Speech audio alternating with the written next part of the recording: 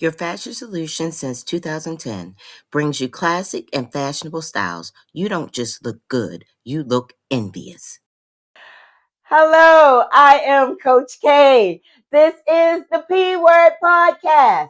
I am here with one of our favorite guests. We'll let her introduce herself. Take it away. I am Dr. Troy Robin Haleparn of the Cosmetic Gynecology Center of San Antonio, here today to talk about menopause and hysterectomies and what can happen afterwards. Nice. All right, guys. So, you know that it is our goal to bring you the information that maybe you have questions about, that you don't get answered. Maybe you have Googled it, maybe you have WebMD'd it, but we don't want you to do that. We want to get your questions answered. So, one of the things that we have is down to the P, because we like to get down to the basics of it. What we're going to talk about is menopause and our hysterectomies that may or may not be needed. And Dr. Troy is going to explain what the three types of hysterectomies are and why we may need them. So, Dr. Troy, why? What are they? So, first of all, women have issues related to bleeding as they age. And often the lining of the uterus can overgrow and one can get a precancerous element. And that would be a reason to have the uterus taken out. Now, fibroids are another reason. They're little hard connective tissue balls that get into the body of the uterus. They can cause pain, cramping, heavy bleeding, and they can get large and put pressure on the bladder, on the rectum, and be very uncomfortable. And that would be a reason to have a hysterectomy. There's another condition called adenomyosis, where the glandular part of the uterus infiltrates the muscle part of the uterus. And then the uterus has to work harder to clamp down to stop your monthly bleeding. So, again, there's more bleeding and more cramping. And this can not only be uncomfortable, it can be disabling and create anemia. And if severe, that would also be a reason to need a hysterectomy. So, hysterectomies come in three types. One can have a total hysterectomy, which means the uterus and the cervix come out together. This does not include the ovaries, and removing the uterus with the cervix does not cause you to have menopause. It's the removal of the ovaries that would create the symptoms of menopause by taking away your body's natural production of hormones. But the uterus itself is removing that will not cause you to be in menopause. Okay, and we will talk about what those symptoms are of surgical menopause a little bit later on. The second kind of hysterectomy would be taking the uterus out and leaving the cervix behind. And that can be done in all of the conditions except precancer or cancer. Okay, and here's a diagram of the uterus with the cervix, and a supracervical hysterectomy involves leaving the cervix behind. Now, why would you want to do that? Because the cervix creates mucus. And if you're 35 or 45, you still need your cervix. You still want mucus production. And it also helps support the top of the vagina and reduce the risk of prolapse. So when they take the uterus off at this level, they take the body off and they leave the cervix behind. Now, these are your ovaries and your tubes. And if you were leaving the ovaries and tubes behind, they're going to basically tie it off here and tie it off here. And we're just going to remove the body. Now, if one has had children, which commonly causes vaginal prolapse, where the uterus is actually uterine prolapse falling down into the vagina, inevitably you have to have the cervix taken out because all of the ligaments are stretched and the whole unit is falling down into the vagina. So whether it is a vaginal hysterectomy, whether it is a supracervical hysterectomy, or whether it's a total hysterectomy, remember none of those include the ovaries. Okay? So I hope that helps you to understand the differences. And one can do these hysterectomies through the laparoscope as well as an open incision. And a laparoscopically assisted hysterectomy definitely will reduce your hospital stay and speed up your recovery time. Now, which of these hysterectomies are the most common? I know that you said sometimes, they like to grab and go. So, which one is most common I that think people that do? there are two. Vaginal hysterectomies as a group are the most common, but they're often done laparoscopically or robotically now, where they make three holes in your belly button and two in your abdominal wall, and use instruments to help take down the ligaments that hold the uterus, and then often that will then be taken out through the vagina, so there's no big incisions on your abdomen. Nice, nice. Well, one of the questions that I guess is most common is, should I have a hysterectomy? What makes me say, this is the best option for me? I like the fact that you clarified the fact that when you have your uterus, if you still have your ovaries, you're not in menopause. I didn't realize that. I hear a lot of people say that I had a hysterectomy, but I got to keep my ovaries. So what makes the difference? Why should you do one or the other? So younger women want to fight for their ovaries. If you're in your 30s because of fibroids having a hysterectomy, or you've had three children and you're having uterine prolapse through the vagina, those are Mm, legitimate reasons to have it. Also, if you're having anemia, chronic debilitating pain because of adenomyosis, those are all reasons to go ahead and have that hysterectomy. Now, if it's irregular bleeding, sometimes that can be controlled either hormonally or with something called a uterine ablation, which cauterizes the lining of the uterus and therefore stops the bleeding. And it works for a lot of women that opt for that, but not everybody. And a progesterone IUD can also help control mm, the lining of the uterine wall and make it more stable. Okay, mhm, so you have those options, putting one on hormones and regulating it properly, okay, because mhm, that's also important, can help with bleeding. mhm, So you have options. And mhm. if you do those things and they don't work, then a hysterectomy would be your recourse. Okay. If I did choose to have a hysterectomy, um, what should I expect? Because what I have found that it's kind of all right there, go ahead, get her done, out the door. There's no post information given or anything. So I don't know that women are prepared to go from the surgery table out into the world. What do we do? What should we expect? So I think that's surgeon dependent. I mean, I don't do hysterectomies anymore, but Mhm. I know in my practice for any surgical procedures, I have pre and post op written instructions. And they're reviewed by my staff. We make sure you understand everything. We even give a post op bag of supplies for your post op Oh, she's comfort. so nice. But that's surgeon dependent. Mhm. Should every surgeon supply instructions in writing for post op care? I believe that would be great. And I would encourage them to, and many probably do. Um, Mhm. but you should have instructions in writing, and they should relate to comfort care and pain management Mhm. and when to reach out to your doctor when something isn't going the way it should. So hormonally, now, like you said, not every hysterectomy puts you into menopause. Correct. What about the ones that do?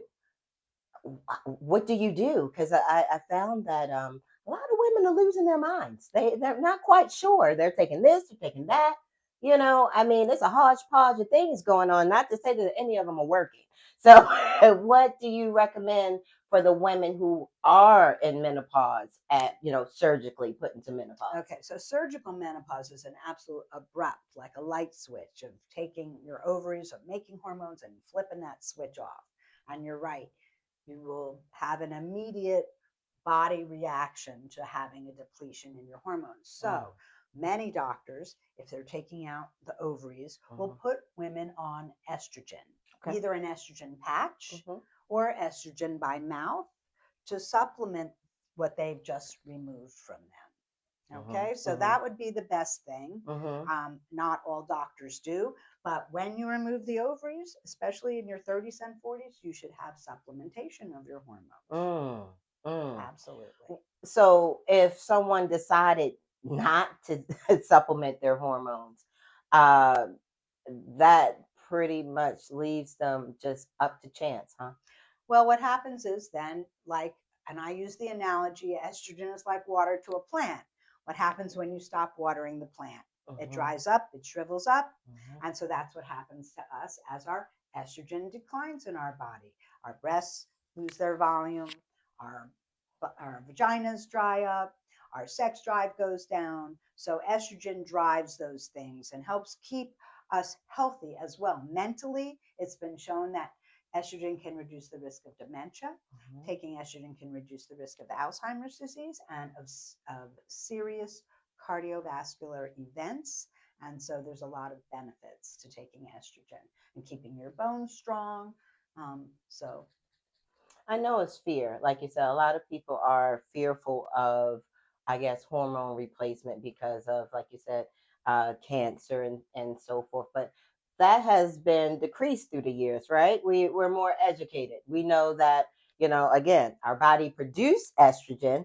We're just giving it back to them. So well, we're good. Yeah. so I do agree with that. If your ovaries, most people's ovaries make estrogen for 45 to 55 years, and we're not getting cancer.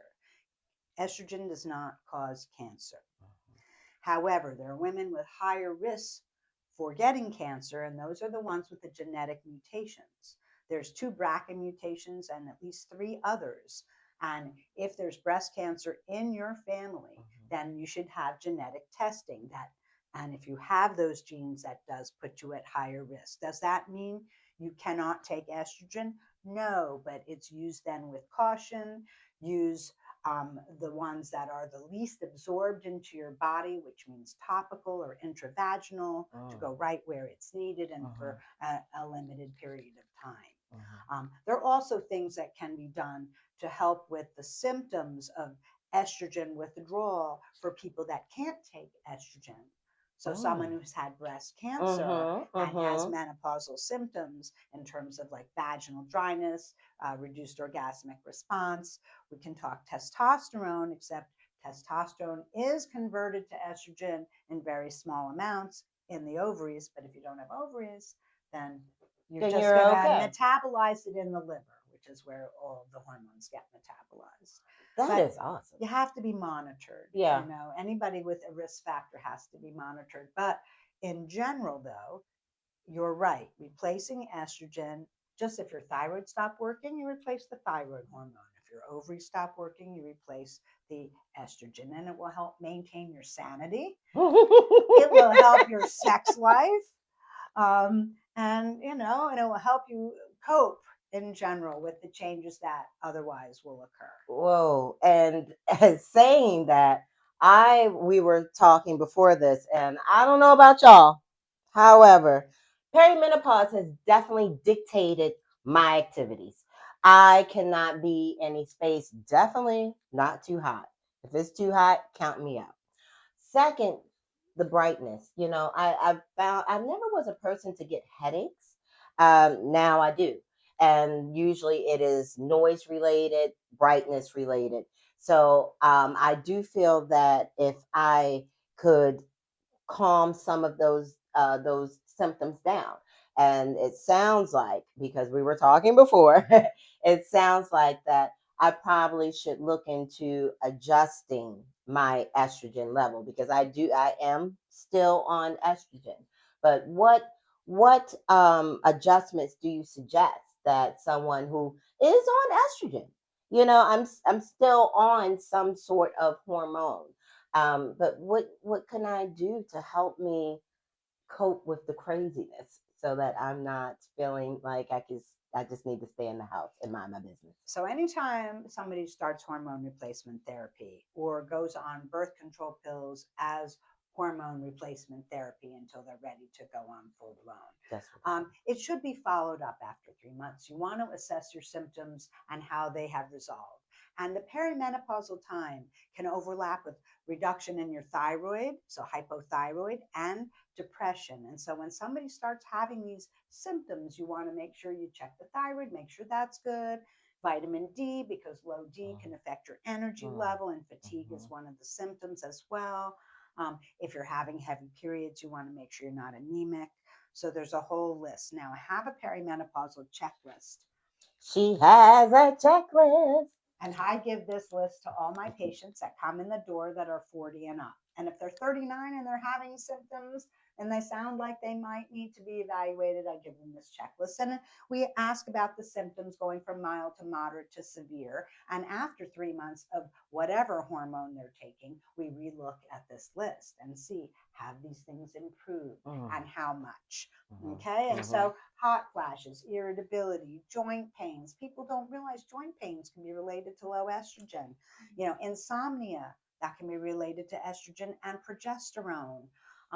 Low sex drive, that can be related to testosterone, or low orgasmic response, desire, and arousal. So, all of these things. And certainly, comfort during intimacy is important. Mhm, And mhm. hydration is another factor, Hydrate, hydrate, women, that can affect vaginal dryness, and caffeine can dehydrate you. And so, know if you do a lot of caffeine, that can have an impact down there.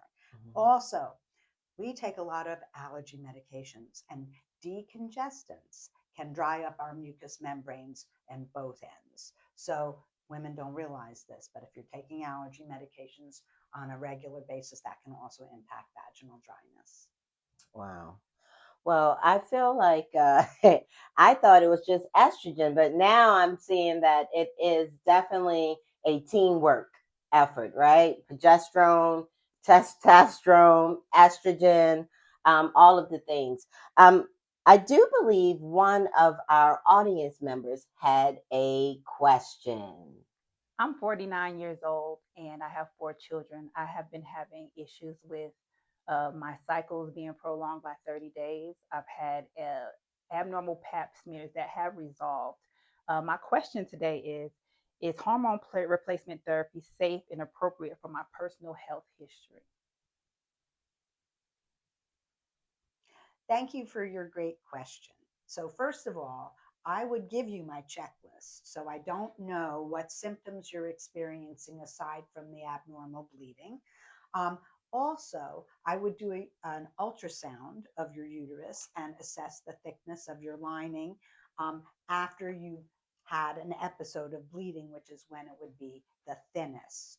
And a hormone panel checking your blood work for a follicle stimulating hormone, which is FSH, made by your pituitary to stimulate the ovaries to make estrogen.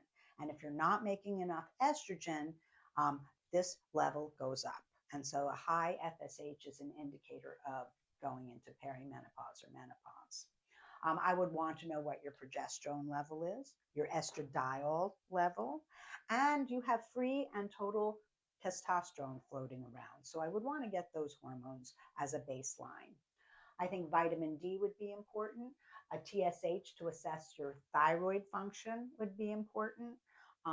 And so those would really be in the baseline labs, and liver function, because any hormones you're going to get are going to get metabolized in the liver.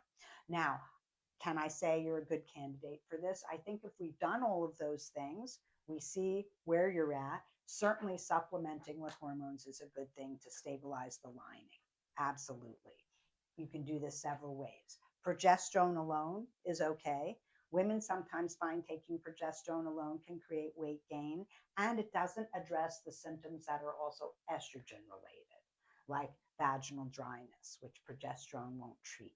Um, the irritability and insomnia can be treated by both the estrogen and progesterone. Um, but I think that both of them together can really help create a steady state in the uterus and a very thin lining, and reduce your flow when you do have a flow. And it can even be managed where you can have a menstrual flow 4 times a year, or you can even stop having a menstrual flow altogether, depending on how you take the hormones. Now, their estrogen and progesterone are the ones you want to ask for directly. There are synthetics, and the synthetics can not really have the same impact or even be as effective as using the bioidentical. So norethindrone is a synthetic progesterone, and I find that when people are on that and they change to progesterone, that they have a better response. Now, for people that don't want hormones in their early 40s, and even women who have really bad PMS, just a really quick aside how you can improve those symptoms. Calcium every day takes PMS away. They've done studies. So 1,200 milligrams a day in a split dose, 600 in the morning, 600 in the evening. Give it to your teenage girls who are going through PMS. It will make life much calmer for everybody. Also, raspberry tea reduces the amount of blood that you bleed with your cycles. It's a natural coagulant. So a glass of raspberry tea a day will also be helpful, and it doesn't matter hot or cold or what you put in it. Vitamin E, very good for the breast tenderness, as well as Tylenol. And with the first cramp, hit it with ibuprofen and go every 8 hours for 3 days, because you want to suppress the formation of a hormone called prostaglandins, which, by the way, is in semen. Some women have cramping after sex because of the semen and prostaglandins. Well, that prostaglandins can be suppressed by NSAIDs, anti-inflammatories. So ibuprofen is helpful. And if you wait until you're in the throes of your cramps, it's too late. Just go with something for pain. But once you've been on calcium for a month or two, you're going to find the PMS will improve and the cycle should improve, and life around you will be happier. And this can help you through your 30s into your early 40s. But at some point in time, estrogen replenishment will be your calling. So for someone who is going through perimenopause but still on a cycling birth control to help manage their symptoms, what are their options? Okay, so that's a really great question, because when you are cycling, that week of your period is a withdrawal bleed week. And it happens because of hormones being withdrawn from those pills. So you have 3 weeks of hormones and then one off week. Yeah. So we can give you cyclic birth control pills as hormone replacement in a 90-day pill pack, giving you 4 periods a year. And on your off week, it's just a progesterone withdrawal, not an estrogen withdrawal. So you don't have the irritability and the estrogen withdrawal symptoms. So that gives you 4 periods a year. And because it's a monophasic pill, the same dose every day, it thins out the lining. So on that week that you do bleed, it's very, very light. So that's an option.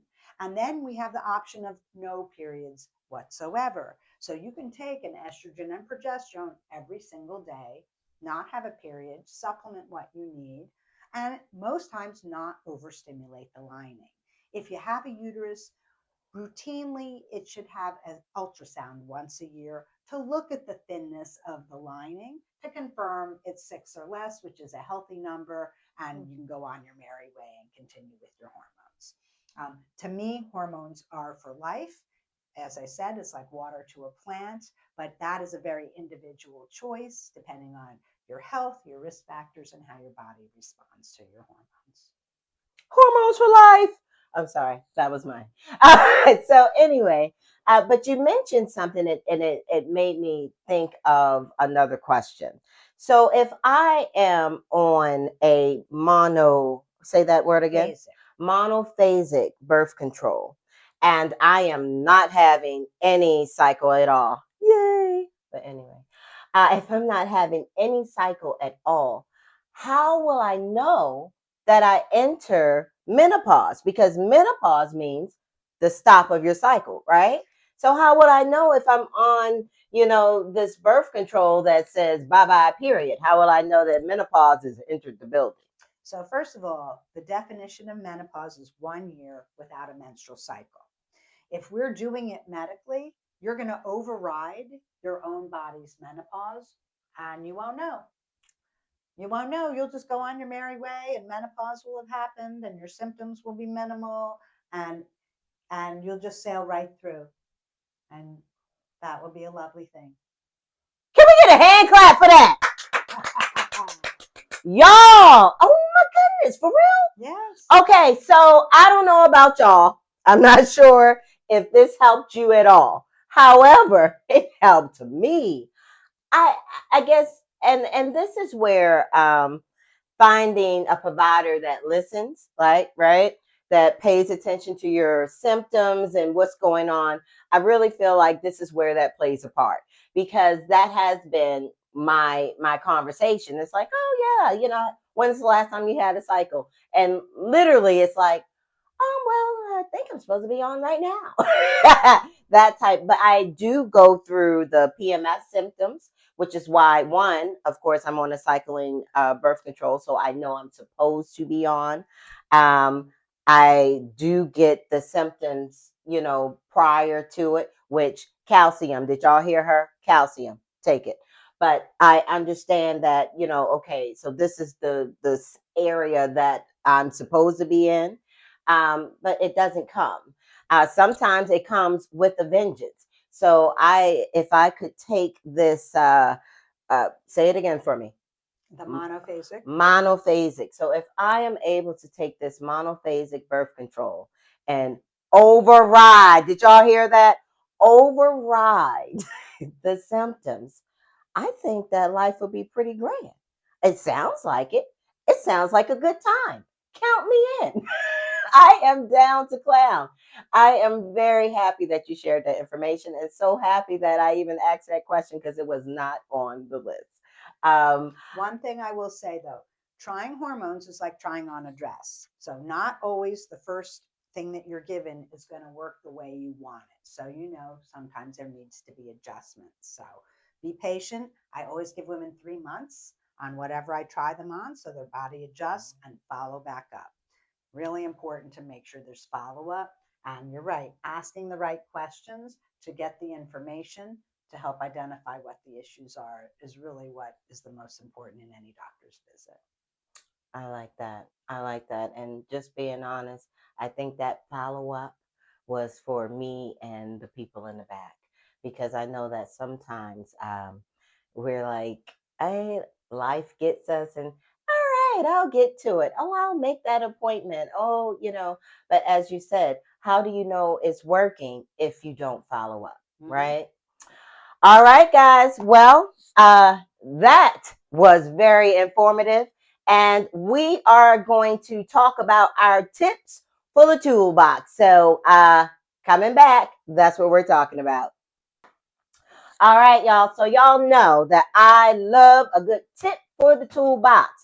Coach K's tip today is ashwagandha, y'all. It has kept me off some people's tail, let me tell you. And just being honest, I'm making this joke, but it has really helped me focus and get through my day to day activities. Side note, do not take it at night.